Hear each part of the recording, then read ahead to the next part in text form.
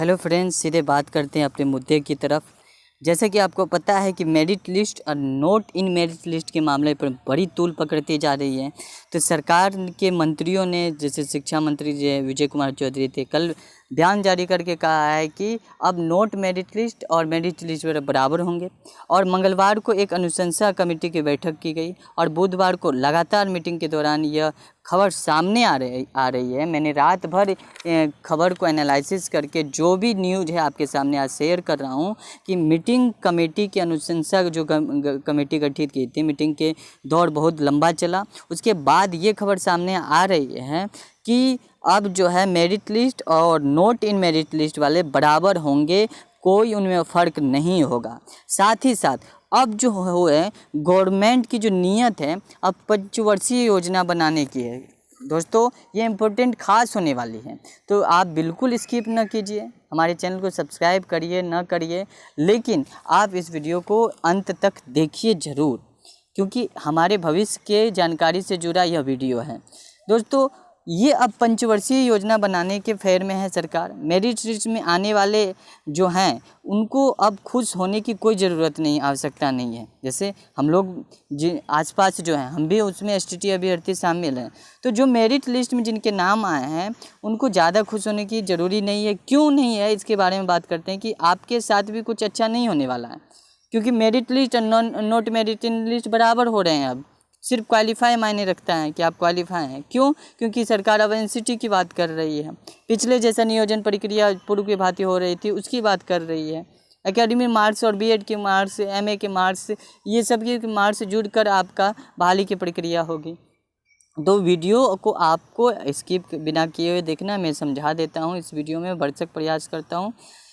जैसे दोस्तों, अब बहाली में अब मेरिट की कोई वैल्यू नहीं रह जाएगी, जैसा कि आपको लगातार कल से ये खबर भी मिल चुकी होगी। ऐसा बिल्कुल नहीं है कि मेरिट वालों की बहाली पहले हो जाएगी और नोट इन मेरिट लिस्ट वाले की बहाली बाद में होगी। अब ऐसी बात नहीं है। ऐसा नहीं है कि दोनों बराबर हैं। जैसे 2011 वाले अभी फॉर्म भरते आ रहे हैं, अप्लाई करते आ रहे हैं, लेकिन अब तक वो लटके हुए हैं। अब कुछ ऐसा ही अब STT 2019 वालों के साथ भी होने वाला है। पंचवर्षीय नहीं बोला जाए इसको, डबल पंचवर्षीय सरकार बनाने के फेर में है इस नियुक्ति प्रक्रिया को। सीट जहां स्टेट 2019 में 37,000 पास हैं अभ्यर्थी, वहीं 37,000 सीट है, वहीं 70,000 पास हैं अभ्यर्थी। अब सरकार चाहकर भी एक साथ एक बार में नौकरियां नहीं दे सकती। अब नौकरी मिलेगी एकेडमिक मार्क्स के आधार पर, नियमावली के आधार पर, शैक्षणिक मार्क्स के आधार पर। जो आपके 9th-10th में आपके मार्क्स 9th-10th के लिए जो टीचर एलिजिबल हैं, जो क्वालिफाइड हैं, 9th-10th में टीचर बनने जा रहे हैं, उनका क्या होगा, उनका BEd का मार्क्स, उनका एकेडमिक मार्क्स देखा जाएगा। ठीक है। जो 11th-12th के बनने वाले हैं, उनका BEd और MA का मार्क्स देखा जाएगा।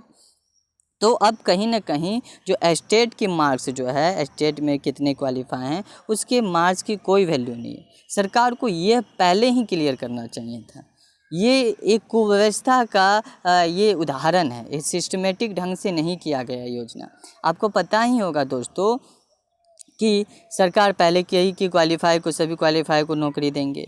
अब कर रही है कि एकेडमिक्स मार्क्स पे देंगे। किस आधार पर? क्या 2011 वालों को भी सामने, मतलब एक तरह से खिचड़ी हो गया है। और ये नियुक्ति की प्रक्रिया अब लटकने वाली है लंबे समय तक के लिए, इसमें कोई दो राय नहीं है। जैसा कि दोस्तों, स्टेट के मार्क्स का कोई वैल्यू नहीं रहा। अब जो आपको बता दें, अब नौकरी मिलेगी एकेडमिक्स मार्क्स के आधार पर, नियमावली के आधार पर। अब स्टेट मार्क्स की कोई वैल्यू नहीं है। नियमावली के आधार पर जो शैक्षणिक एकेडमिक मार्क्स जिनके अच्छे होंगे उनकी नौकरी पहले होगी। अब जो रैंक अच्छे होंगे, जो STT में रैंक अच्छे लाए हैं, वो पहले हैं। ठीक है। लेकिन एकेडमिक मार्क्स उनके अच्छे नहीं है, तो वो उनकी नियुक्ति की प्रक्रिया जो होगी, नियुक्ति बाद में होगी। और जो स्टेट में रैंक अच्छे नहीं लाए हैं, लेकिन एकेडमिक मार्क्स उनका रिच है, बहुत अच्छा है, तो उनकी पहले हो जाएगी। तो ये सब कुछ माजरा चल रहा है। सरकार बड़ी कन्फ्यूज कर रही है। सरकार की नीयत साफ नहीं है। अब जो नोट मेरिट लिस्ट वाले हैं और जो मेरिट लिस्ट वाले हैं, दोनों एक दूसरे को अपना दुश्मन नहीं माने, क्योंकि अब आप दोनों बराबर हैं। दोनों की नियुक्ति प्रक्रिया लटक रही है, लटकने वाली पेंडिंग दिख रही है। तो नोट मेरिट लिस्ट वाले और मेरिट लिस्ट वाले दोनों साथ में आ जाइए, क्योंकि आप लोग एक साथ रहिएगा, एकता का परिचायक बनिएगा, तो हो सकता है कुछ सकारात्मक न्यूज़ देखने को मिले, सकारात्मक पहल हो। आपको अंदाज़ा लग गया होगा कि सरकार की आगे की रणनीति क्या है। सरकार एनसीटी के कंधे पर रखकर खुद को बचाना चाह रही है। एनसीटी के बहाने आज शाम तक अधिसूचना जारी हो जाएगी कि आगे की रणनीति क्या है सरकार की। उसके बाद हम लोग भी अभी तक पटना में बने हुए हैं, हम लोग भी अपने आगे की रणनीति तय करेंगे कि हम लोगों को आगे अब क्या करना है। सरकार हम लोगों की भावना के साथ खेली है, इसमें कोई दो राय नहीं है। कभी कभी तो जी करता है कि सरकार पर ही मानहानि के केस हम लोगों द्वारा ठोक दिया जाए, क्योंकि इतने मानसिक प्रताड़ना नहीं देनी चाहिए सरकार को। बहुत सारे अभ्यर्थी जो हैं पास हैं, कैंडिडेट पास हैं, आगे उनका भविष्य बन रहा है, रिश्ता बन रहा है, लेकिन अचानक ये सामने आती है कि अब आपकी नौकरी पेंडिंग में है। तो दोस्तों कहीं ना कहीं सरकार की ये बदहाली है। आप देख सकते हैं यहाँ पे स्पष्ट रूप में लिखा हुआ है कि स्नातक एवं ट्रेनिंग के प्राप्तांक के आधार पर बहाली होगी। ठीक है, आपको बता देते हैं कि सफल लोगों को 7वें चरण में मौका मिलेगा। ताउम्र जो 2011 एसटीटी वाले हैं उनको वैल्यू मिलने के बाद, और विभाग ने कमेटी के अनुसार पर यह निर्णय लिया है कि अगले चरण की नियुक्ति में स्नातक और ट्रेनिंग के प्राप्तांक के आधार पर बनी मेधा सूची के मुताबिक शिक्षक बहाली होंगे। कमेटी ने निर्णय लिया कि एसटीटी 2019 दोनों सूचियों के अभ्यर्थियों को मिलाने वाले प्रमाण पत्र पर केवल उत्तीर्ण अंकित होगा, मेरिट और नोट इन मेरिट अंकित नहीं होगा। आप यहाँ भी देख सकते हैं 7वें चरण की नियुक्ति में मेरिट और नन इन मेरिट दोनों सूची के जो सफल अभ्यर्थी हैं उनको मौका मिलेगा, ये पूरी संभावना है। और यहाँ पे क्या कुछ है जो मेन खबर है, राज्य में 7वें चरण के माध्यमिक उच्च माध्यमिक शिक्षकों की नियुक्ति नियोजन नियमावली के प्रावधानों के तहत पूर्व से निर्धारित प्रक्रिया के तहत उनकी शैक्षणिक शैक्षणिक अर्हता के मुताबिक मिलने वाले अंकों के आधार पर बनी मेधा सूची के मुताबिक हो सकती है।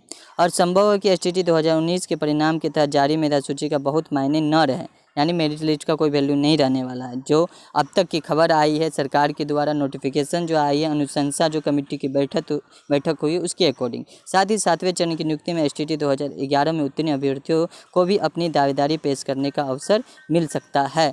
तो ये तमाम खबर जो आ रही है बस एक ही कंक्लूजन है, निष्कर्ष है, 2011 वाले को भी शामिल किया जा रहा है। सरकार की अब नीति है कि एनसीटी के बहाने वो साध रही है। क्यों एनसीटी के बहाने वो साध रही है? एनसीटी क्यों? ये जो एसटीटी 2019 का जो एग्ज़ाम हुआ था ये कॉम्पिटिटिव एग्ज़ाम था। इसमें आप क्लियर किए थे कि सीट कितनी है और सीट के मुताबिक आप रिजल्ट भी निकाले हैं, तो सीट के मुताबिक आपको नौकरी भी देनी चाहिए। वैकेंट क्यों रख रहे हैं सीट?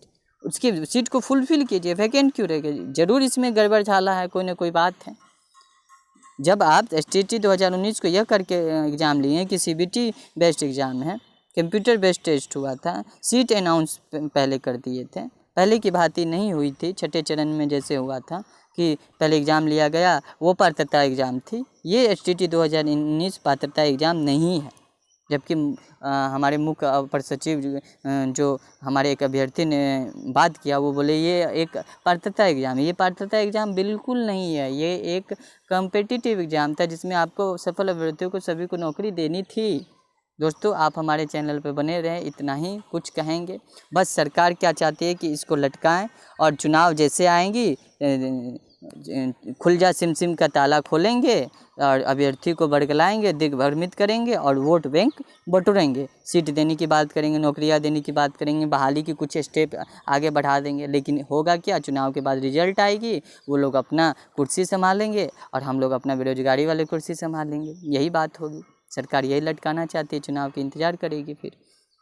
तो दोस्तों मिलते हैं नेक्स्ट वीडियो में। अब इतना ही कहेंगे कि अब तो डू एंड डाई की स्थिति है, करो या मरो की स्थिति है। हम लोग पटना में कर रहे हैं या मरेंगे, यही करेंगे। देखते हैं क्या कुछ हो रहा है। जैसे कोई नया अपडेट आता है आपको उससे साझा करेंगे। मिलते हैं नेक्स्ट वीडियो में आपसे। अगर वीडियो अच्छा लगा होगा, जानकारी फुल लगी होगी, नॉलेजफुल, तो सब्सक्राइब कर दीजिएगा और अपने दोस्तों के साथ शेयर और लाइक कर दीजिएगा। धन्यवाद।